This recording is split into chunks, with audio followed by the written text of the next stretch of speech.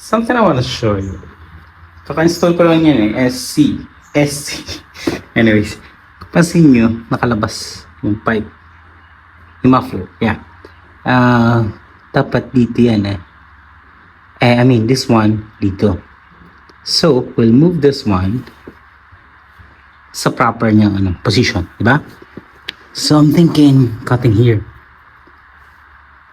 Cut dito, bend papunta doon, and that's it siguro.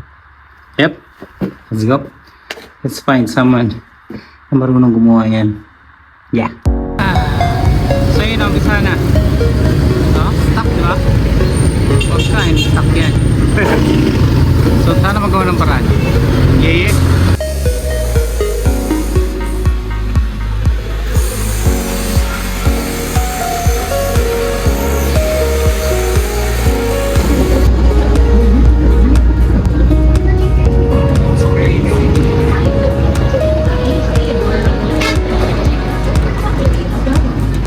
Ito na nga, tapos na. Tapos na. So ang ginawa niya, akala ko magdadagdag kinat lang pala.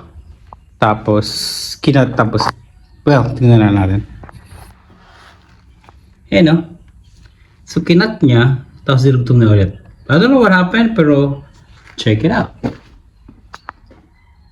So ano mo, tingin mo, perfect na? Okay naman, Kasi kulang pa ba?